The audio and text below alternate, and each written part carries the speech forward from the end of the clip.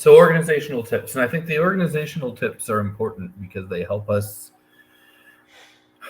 get past the interpersonal, right? Mm-hmm. Interpersonal can really derail organizing. Um, I've seen it in the Green Party. I've seen it in so many Oh yeah. organizations, and it can be as simple as I didn't get a good first impression on someone, and I'm never coming back, Mm-hmm. right? To actual interpersonal conflict between individual personalities within the group. But making When sure it's you have a structure in place can help you get past all that.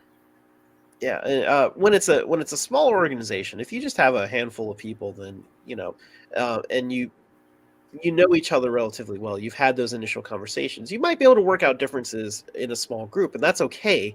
But this becomes a problem as your organization grows. That as it grows and new people are coming in that don't necessarily know the people that have been there for a while and things like that, you'll start to see more tensions. And so it's good to have this organizational setup kind of already predetermined so that you can handle these interpersonal issues in a way that's fair and that everyone feels heard and included, and not excluded, because then they'll just walk away.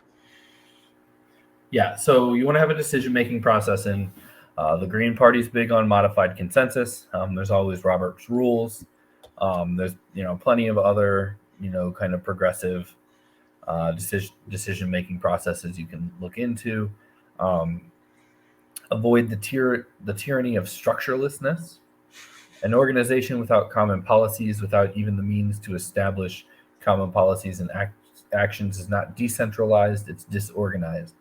Not having basic processes really sets people up, really sets the organization up for abuse, um, for disruption, for that kind of thing. One of the things I've been proudest of the Illinois Green Party for is that we will often, you know, address disruption through democratic processes, and we'll often do it ahead of time.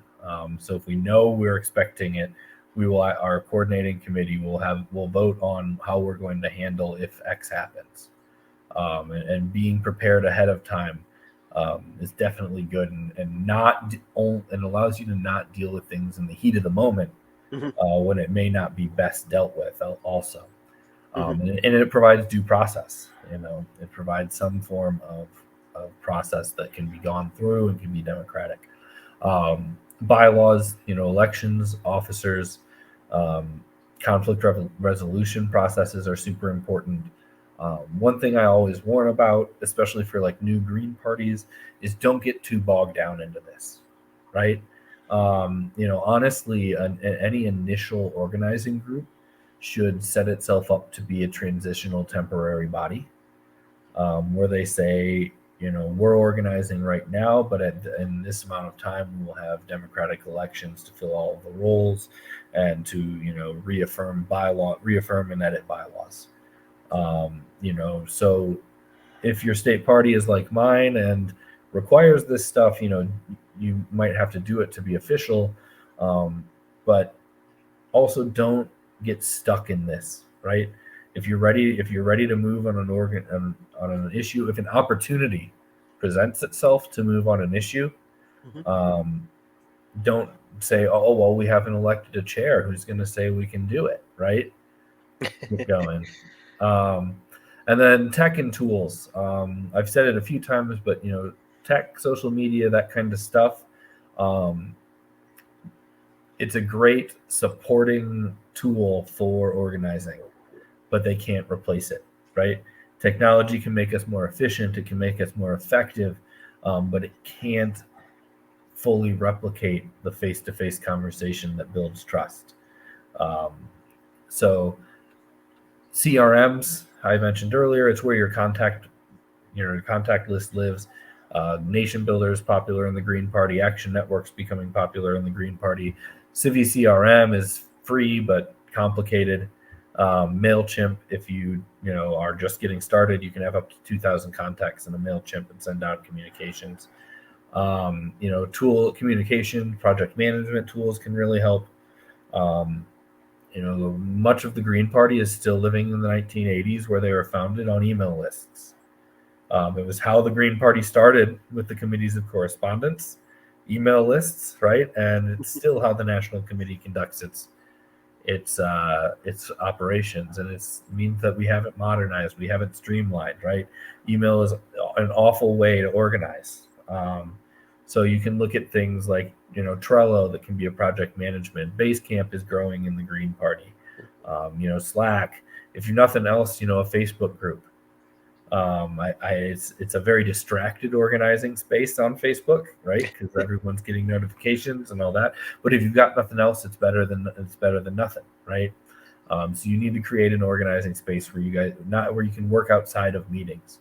If we only do work at monthly business meetings, we're never going to grow, and we're never going to succeed. So we need spaces in which we can organize and communicate with each other, and then also communicate outwardly with other people. And then digital engagement, petition surveys, your social media fun. I'll mention that if you see a petition, if you see a survey on any kind of political organization's website, it's mainly there as an email harvesting tool, right? That's what it's for. Almost never, change.org petitions aren't ever turned into anyone. No one shows up at an office with them, so there's those things are good tools. They're good ways to connect, find people to who support you on issues and things like that, to widen your net a little, but also kind of be aware of their limitations. Mm-hmm. Yeah. I think I would just add, especially about the bylaws real quick.